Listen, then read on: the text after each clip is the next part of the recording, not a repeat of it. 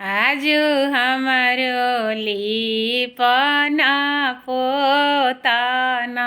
चौक चन्दन हो राजा आजु हमरो पहिला ना घर रौआ रहबी घर रौआ रहबी आरे में हमारो किला बाड़े पटना में ऑफिस बाड़े हो धनिया दुआरा पर होला गवनैया कैसे के घरवाया इबी कैसे के घरवाया